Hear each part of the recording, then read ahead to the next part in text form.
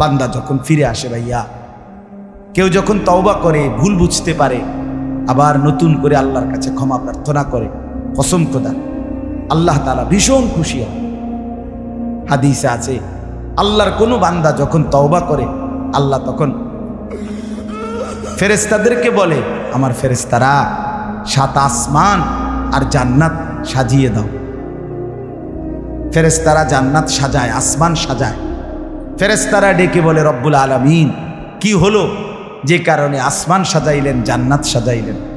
রব্বুল আলামিন তখন বলে, আসলাহাল আবদু মাওলাহু, এক ভেগে যাওয়া গোলাম আজকে তার মনিবের সাথে সম্পর্ক ঠিক করে ফেলেছে।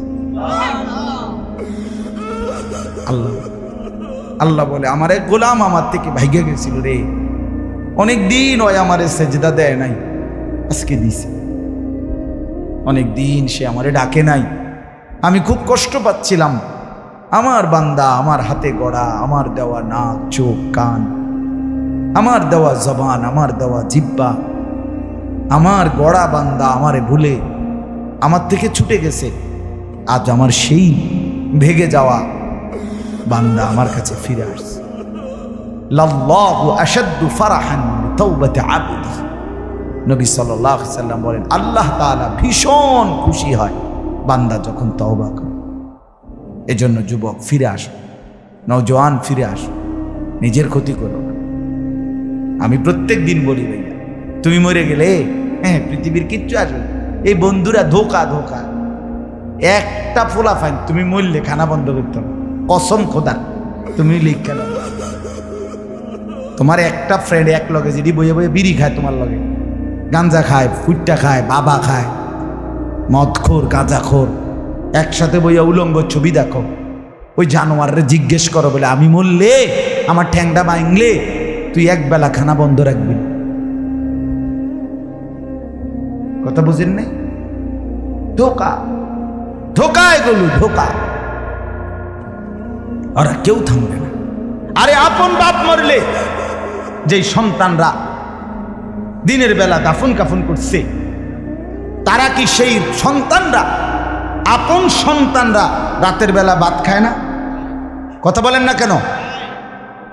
পাশের ঘর থেকে খানা রান্দাইয়ে আরো বেশি খায়, আরো একটু গোস্ত লাও, যেই কান্দাটা তুমি কাঁদছো আজগা কি ভাইয়া, তাইলে তাহলে আপন বাপ, তারপরেও তো সন্তান খানা খাইতেছে, তোমার লেগে কাঁদবে কি? এর জন্য পৃথিবী আমাদের কারো জন্য থামবে না ভাইয়া, থামবে না।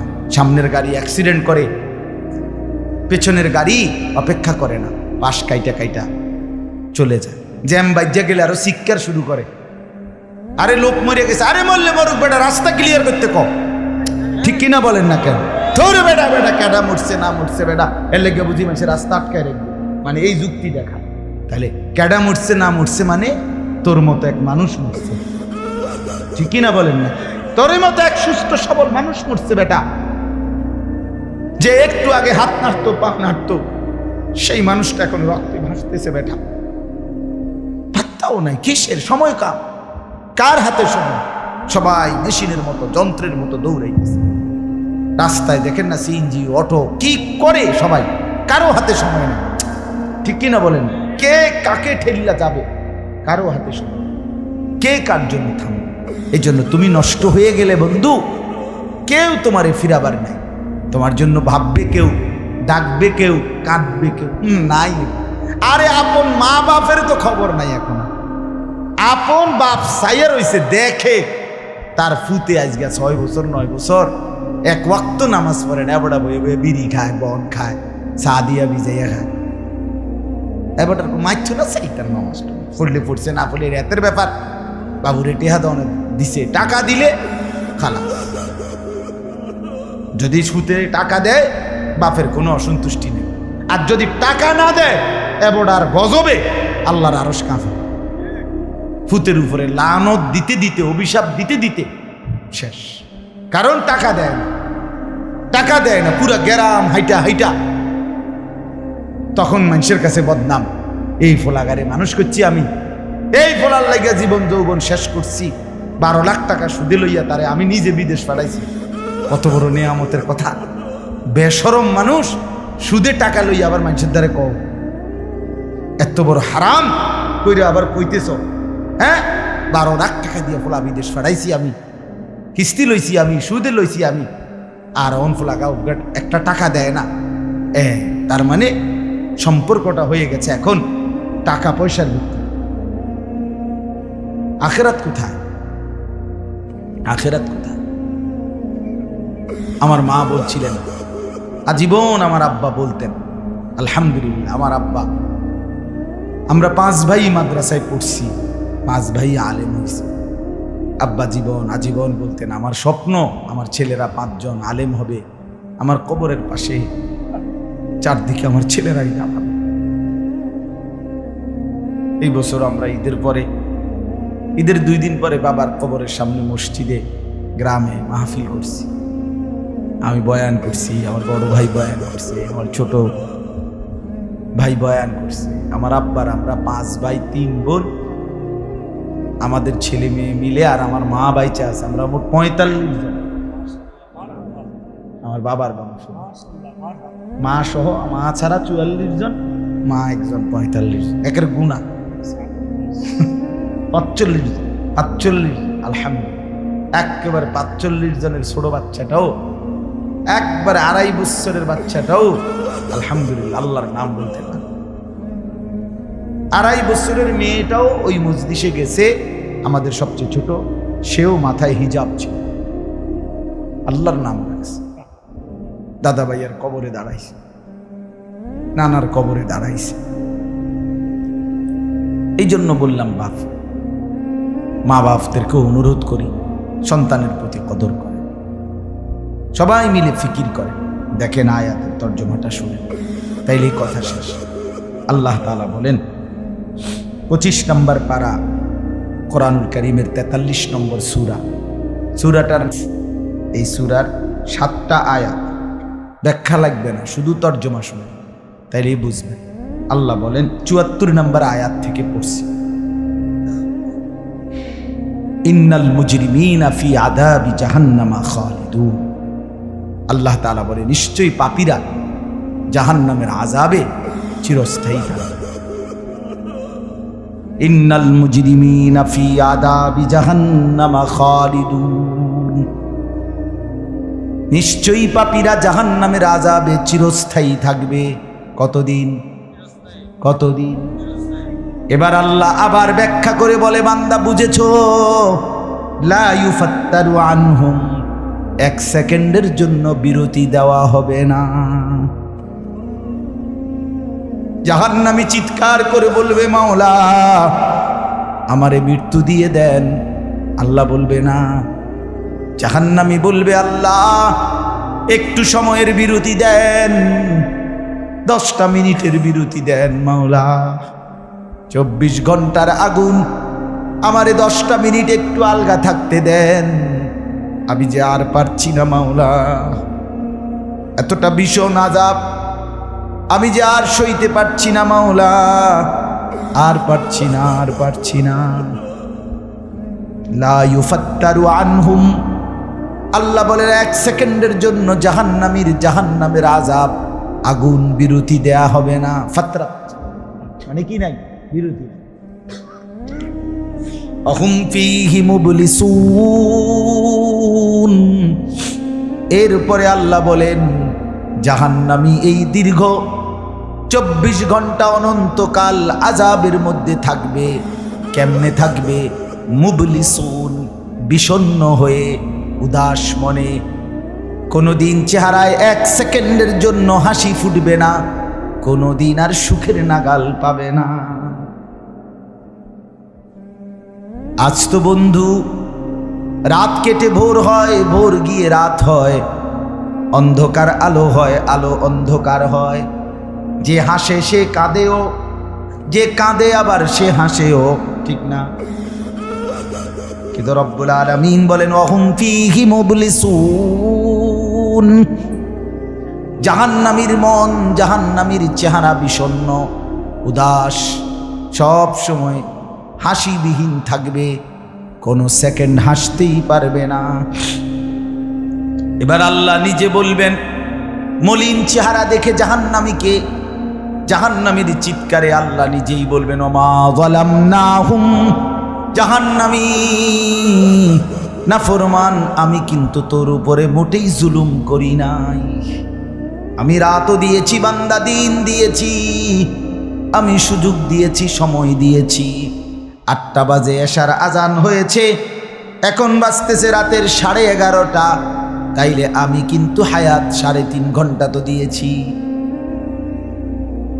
আর 4 এশার নামাজ পড়তে তো 3.5 ঘন্টা সময় লাগে না? লাগে। আমি তো ফজরের ওয়াক্ত আসার পরে ওয়াক্ত শেষ হওয়া পর্যন্ত প্রায় 1.5 ঘন্টা সময় দিছি। 4 রাকাত নামাজ পড়তে তো 1.5 ঘন্টা লাগে না? আমি তো জোহরের আজান হওয়ার পরে জোহরের ওয়াক্ত প্রায় 2.5 ঘন্টা, 2 ঘন্টা তো দিয়েছি। জোহরের নামাজ পড়তে তো বান্দা 2.5 ঘন্টা লাগতো না? হ্যাঁ। আসরের নামাজ 4 রাকাত নামাজ পড়তে তো 1.5 ঘন্টা লাগে না? তাহলে বলো না বান্দা আমি কি কোনো জুলুম করেছি কিনা বলো? ওমা যালামনাহুম, আমি বান্দা নাফরমান, আমি কিন্তু তোমাদের উপরে তাদের উপরে জুলুম করি নাই। ওয়ালাকিন কানু হুমুজ জালিমিন। আল্লাহ বলে বরং নাফরমান জাহান্নামী তুই নিজেই নিজের উপরে জুলুম করেছিস।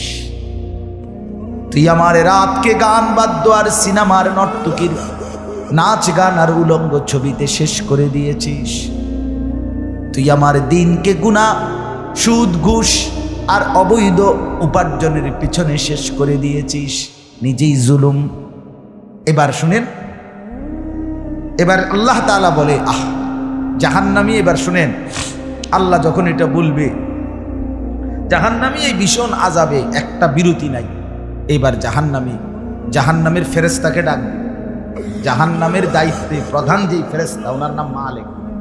ওনার নাম কি? মালিক ফেরেশতা। এই কোরআনে ওনার নাম ডাইরেক্ট এখানে আছে। জাহান্নামী বলবে ওয়ানাদাউ ইয়া মালিক লিয়াকদি আলাইনা রাব্বুক। ওহো,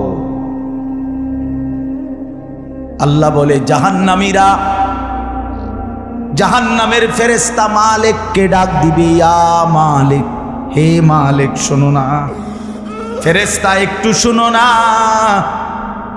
লিয়াকদি আলাইনা রাব্বুক, ফেরেশতাকে বলবে ফেরেশতা তোমার রব, তোমার আল্লাহকে একটু বলো না এমন কষ্টের আযাব না দিয়ে আমারে চিরতরে একবারে শেষ করে দিতে, আমি যে আর পারছি না। লিয়াকদি আলাইনা রাব্বুক, বলো না ফেরেশতা, তোমার মাওলাকে বলো না, তোমার রবকে বলো না আমারে একদম শেষ করে দিতে, আমারে মৃত্যু দিয়ে দিতে, আমি যে আর পারছি না। কেমনে সইব এত গরম, কেমনে সইব এত আযাব? ফেরেশতা তখন বলবে ক্বালা ইন্নাকুম মাকিসুন। ফেরেশতা বলবে না নাফরমান পাপী, এই জাহান্নামী তোকে অপেক্ষা করতে হবে, মৃত্যু হবে না। আল্লাহ বলবেন লাকাদ জিনাকুম বিল হক, আমি তো বান্দা সত্যের বাণী, সঠিক বাণী বারবার তোমার কাছে নিয়ে এসেছিলাম। একবার বেলায়েতুল্লাহ বলছে, একবার আনিসুর রহমান বলছে, বারবার বারবার বারবার আমার কত বান্দা দিয়ে, কত ইমাম, কত খতিব, কত আলেম, কত বুজুর্গ দিয়ে আমি তো সত্যের বাণী, কোরআনের বাণী, এই জাহান্নামের কথা বারবার তোর কাছে বলাইছিলাম বান্দা। ওয়ালাকিন্না আকসারাকুম লিল হাক্কি কারিহুন, কিন্তু তোমরা তো অধিকাংশই আমার সত্যের আহ্বান, আমার কোরআনের আহ্বানকে অপছন্দ করেছ। পাত্তা দিস এত বাদ দিস হুজুর রাইতান কই বই মাতিস না যাই আছে না এমন ব্যর্থবিজ লোক, কথা বলে না। অনেক বুড়া মানুষও আছে, বুড়া মানুষ। আর রাখো হুজুররা যত পায় এত না, কিছু কইতে লাগলে বাড়াইয়াও কয় বেটা হুজুররা বেটা, কথা বলেন না কেন? হ্যাঁ, আরে রাখ আল্লাহ ভরসা বেটা, আল্লাহ ভরসা কিতা, আল্লাহ ভরসা কিতা মানে আল্লাহ কি, আল্লাহ কি হিসেবে ভরসা আমি এটা আবার বুঝাই। এখন আল্লাহ বলছে বান্দা তুমি বিড়ি খাইতে থাকো আমি ভরসা।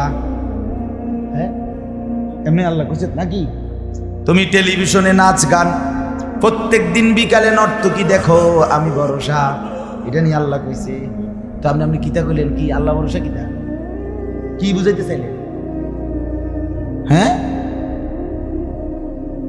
আল্লাহ ভরসা মানে কি? মানে আপনি গুনার উপরে মৃত্যু পর্যন্ত টিকে থাকবেন আর আল্লাহ ভরসা, এটাই না? নবী সাল্লাল্লাহু আলাইহি সাল্লাম সুপারিশ করবেন মানে কি? নবীজি সুপারিশ করবেন এই কথার অর্থ কি? এই কথার অর্থ এই যে উম্মত তুমি বিড়ি সিগারেট মদ জুয়া চুরি ডাকাতি জিনা ব্যভিচার নাচ গান সুদ ঘুষ তোমার যে দুর্শল্যে কুলা মৃত্যু পর্যন্ত শেষ মুহূর্ত পর্যন্ত তুমি করতে থাকো, আমি সুপারিশ করে করে তোমার বেহেশতে দিব, এই তো অর্থ না? তো কি তা আপনি বলেন আমারে কি আসলে কি? আরে মুসলমান খুব বেশি খামখেয়ালি, খুব বেশি খামখেয়ালি। এবার দেখেন একটা শক্ত কথা আল্লাহ বলছে, আম আবরামু আমরান ফাইন্না মুবরিমুন। আল্লাহ বলে জালেমরা পাপীরা তোরা আমার আযাব থেকে বাঁচবার কোনো ব্যবস্থা করেছো কিনা তোমরা ঠিক করো। ফাইন্না মুবরিমুন, আমি তোমাগরে কেমনে ধরবো শাস্তি দেব কি কি এগুলো আমি আল্লাহ আমারগুলো ঠিক করে ফেলেছি। যে আম আবরামু আমরান, তারা কি কোনো ব্যবস্থা করেছে কিনা জিজ্ঞেস করেন। ফাইন্না মুবরিমুন, আমার ব্যবস্থা আমি করে না। বুঝেন নাই কথাটা? আল্লাহ বলেন আমার শাস্তি দেব কি কি, আমার আযাব দেব কি কি আমি সব ঠিক করে রাখছি জাহান্নামে। তুমি বান্দা বাঁচবা কেমনে তোমারটা তুমি ঠিক করছো কিনা বলো। এবার শেষ আয়াত, আম ইয়াহসাবুনা আন্না লা নাসমাউ সিররাহুম ওয়া নাজওয়াহুম। আল্লাহ বলে নাফরমান পাপীরা জালেমরা দুশমনরা মনে করে আমি তাদের গোপন কথা অন্ধকারের গোপন পরামর্শ একেবারে চুপচাপ নিরিবিলি কথাগুলো আমি শুনতে পাই না। কারণ ইয়ারফোন লাগাই রাখছে না, মা কানের মধ্যে দুইটা বল্টু লাগাইলে তার আল্লাহ শুনে না, কথা কয় না। হ্যাঁ, আল্লাহ জিজ্ঞেস করছে তুমি এই ভাবছো না তুমি যে কানের মধ্যে গান শুনবার টাইমে ইয়ারফোনের বল্টু লাগাইয়া রাখো, তুমি মনে করছো না ফরমান মাইনসে না শুনে না, তো মাইনসে যখন শুনে না আমিও শুনি না নাকি? জবাব দেন, ওই যুবক বলো না মিয়া, মাটির নিচে কিংবা অন্ধকারে অথবা একাকী কোনো গোপন জায়গায় তুমি যেই অসভ্যতা করছো, যেই ভিন নারীর সাথে কথা বলছো, বন্ধুদের অসভ্য আড্ডা দিচ্ছ, তুমি মনে করছো গ্রামের কেউ দেখে না, গ্রামের কেউ জানে না। আল্লাহ বলে তাহলে তুমি কি এই ভেবেছ যে আমি আল্লাহও জানি না? বালা, হ্যাঁ আল্লাহ বলেন আমি জানি, আমি শুনি, আমি দেখি। আর অরসুলুনা লাদাইহিম ইয়াকতুবুন, আমার পক্ষ থেকে মনোনীত ফেরেশতা ডান কাঁধে বাম কাঁধে তারা কিন্তু সাথে সাথে 24 ঘন্টা ইয়াকতুবুন লিখতেছে লিখতেছে লিখতেছে লিখতেছে কি না বলেন? ডান কাদের আর বাম কাদের ফেরেশতাকে তুমি তোমার থেকে আড়াল করবা কেমনে? বলেন না কেন? কেমনে আড়াল করবেন? সুযোগ আছে কারো? আল্লাহ আমাদেরকে বুঝ দান করে। অতএব বাপ, জাহান্নামীর আত্মচিৎকার শুনলেন আপনি, জাহান্নামী আল্লাহকে ডাকবে, জাহান্নামী ফেরেশতাকে ডাকবে, জাহান্নামী একটু আযাবের হালকা করতে চাইবে, জাহান্নামী মৃত্যু কামনা করবে, জাহান্নামী কতভাবে যে বাঁচতে চাইবে, কিন্তু কসম আল্লাহ বাঁচতে পারবে না। এজন্য দয়া করে রাত গভীরে মেহেরবানি করে চলেন প্রত্যেকে, ইনশাআল্লাহ সিদ্ধান্ত নিন। শেষ পর্যন্ত যে কয়জন যুবক টিকে রইলা, বসে রইলা, ভাইয়া তোমাদের কাছে অনুরোধ, আজকের থেকেই বদলাও ভাইয়া। আগামী দিনে মুসলমানের জন্য, ইসলামের জন্য খুব বেশি যুবকের দরকার। তোমরা না আগাইলে, তোমরা না ফিকির করলে আগামী দিনে ইসলামের জন্য লড়বে কে? বা সারা পৃথিবী ইসরায়েলের ইয়াহুদিদের জুলুম অত্যাচার এখনো তো শেষ হয়। সেই গত বছর অক্টোবর মাসে ফিলিস্তিনের মুসলমানদের উপরে বোম্বিং অত্যাচার শুরু হয়েছে। অক্টোবর, নভেম্বর, ডিসেম্বর, জানুয়ারি, ফেব্রুয়ারি, মার্চ, এপ্রিল, আজকে 7 মাস চলতেছে, এখনো বন্ধ হয়। আজকে 7 মাস যে মানুষগুলো যাদের কোনো ঠিকানা নাই, নারী, পুরুষ, বাচ্চা, কোলের বাচ্চা, বলেন ভাইয়া 7 মাস তারা কি পরিমাণ মানবেতর জীবন যাপন করতেছে। এই রমজানেও ফিলিস্তিনের মাসুম বাচ্চা খাবারের অভাবে, ইফতারের অভাবে ঘাস চাবাইছে। এটাও তো ছবি আসছে, ঘাস চাবাইছে। আমার বাচ্চাটা 2.5 বছর, একটা মেয়ে আমার সাথেই ঘুমায় রাত্রে, প্রায় সময় রাত্রে উঠা এই 2 ঘন্টা 2.5 ঘন্টা হঠাৎ উঠে, বাবু পানি খামো, পানি খামো। আমি সবসময় আমার বালিশের পাশে, খাটের পাশে পানি রাখি এর লেগে। তাহলে আমার এই ছোট্ট মাসুম বাচ্চা যখন পানি চায়, আমি তাকে পানি দিই। ফিলিস্তিনের এই ছোট বাচ্চা যদি তার মার কাছে পানি চায়, সে মা থেকে পানি দিবে? হ্যাঁ, আমার ছেলেটা 6 বছর 7 বছরের, ওরা দুইজন, এই ছোট মেয়েটা আর এই ছেলেটা সারাক্ষণ বাসায় এই একবার এটা খাই, ওইটা খাও, ওইটা খাও। আমার এই কত সময় ফোন দিয়ে, আবু এটা আইন, ওই দিন রাতের বাজে 1টা-1:30, আবু মালটা আইন। আমি 1 কেজি মালটার জন্য 3 বাজারে গেছি, রাতের বাজে গেছে 1:30-2টা, কোথাও দোকান খোলা নাই। আমি দেখলাম বাসায় আমার ছেলেটাও মেয়েটাও, এই ছোট, কসম আল্লাহ, আমি গেট খুলছি, দরজা আমার জন্য দৌড়ে দাঁড়ায় আছে, মালটা আনছে না। আমি জড়ায় ধরে বললাম যে আব্বা কোথাও পাই নাই, একটা দোকানও খোলা নাই। মানে আমি তো জানি সকালে আনতে পারবো, ঠিক না, শুধু রাতে আনতে পারি নাই, এটাই আমার কাছে এতটা কষ্ট লাগছে। তো যেই বাবা, যেই মা ওই মাসুম বাচ্চাদেরকে আজকে 7 মাস খাবার দিতে পারে না, ওই বাচ্চাটা কি, ওই বাবার কলিজার কি হালাত? এমন পরিণতি যদি আমাদের হয়, এমন পরিণতি যদি তোমার ছেলের বেলায় হয়, বলো যুবক, তোমার বিয়ের পরে থেকে যদি শুরু হয়, তোমার বাচ্চা হওয়ার পর থেকে যদি শুরু হয়, তখন কি হবে? এজন্য আল্লাহকে নারাজ না করো, আল্লাহকে নারাজ না করো। দয়া করে ফিরতে চাই, আমরা ফেরাইতে চাই, নিয়ত করি ইনশাআল্লাহ। ঠিক আছে না? ইনশাআল্লাহ নতুন করে ভাবো, সবাই একসাথে ভাবা পারবা না। যেই যুবকদের ফিকির আছে, বুঝ আছে, দিমাগ আছে, তুমি নামাজ পড়ো, ইনশাআল্লাহ ভালো হবে। তো মোবাইল প্রয়োজনে ব্যবহার করো, যার যেটুকু প্রয়োজন এটুকুই দেবো। শুধু শুধু নারীর ছবি, নাচ, গান, অস্থির দৃশ্য কোনো দরকার নাই। আর হিম্মত করে নামাজ, মরি বাসি, এত বেজ্জুতি কথা শোনার চাইতে, এত কষ্টের চাইতে, পরকালের অশান্তির চাইতে নামাজ পড়বো আমরা। দেখবেন ছেলেরা, তোমরাও হিম্মত করে শুরু করলে 5 ওয়াক্ত নামাজ ওষুধের মতোই মনে করো না, বিষ ওষুধ, তিতা ওষুধের মতো। দেখবে 1টা মাস যদি কেউ একটু জন্মা যে মরি বাসি নামাজ পড়মুই, কসম একসময় এটা মজাদার হয়ে যায়। হ্যাঁ, সেজদা দিলে খুব মজা হয়।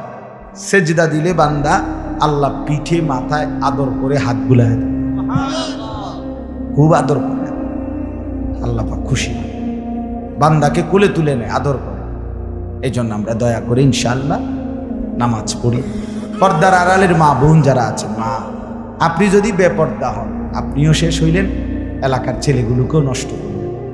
একজন বেপর্দা নারী শুধু নিজে গুনাহগার, সে অসংখ্য মানুষকে পাপে অংশগ্রহণ করায়। এই জন্য একজন বেপর্দা নারী, সে সরাসরি জাহান্নামের ফেরিওয়ালা। সে কিসের ফেরিওয়ালা? জাহান্নামের ফেরিওয়ালা। সে জাহান্নামের ফেরিওয়ালা, আগুনের ফেরিওয়ালা। কারণ সে তো তার রূপ যৌবন দেখাইতেছে, ফেরিওয়ালার মতো পিছনে পিছনে ডাকতেছে অসংখ্য যুবককে, দেখো আমাকে, বরবাদ করো নিজেকে, বরবাদ করো নিজের চরিত্র, বরবাদ করো নিজের কবর, বরবাদ করো নিজের আখেরাত। তাহলে সে গুনাহের ফেরিওয়ালা। সে জাহান্নামের ফেরিওয়ালা, সে অসভ্যতার ফেরিওয়ালা। এজন্য একটি সমাজের মধ্যে সবচেয়ে নিকৃষ্ট বেপর্দা নারী, বেপর্দা নারী। আল্লাহ তাআলা আমাদের মা বোনদেরকেও হেফাজত। আজকের মাহফিল যে যুবকরা সাজাইছে, আল্লাহ তাআলা সমস্ত নওজোয়ানদেরকে কবুল করে।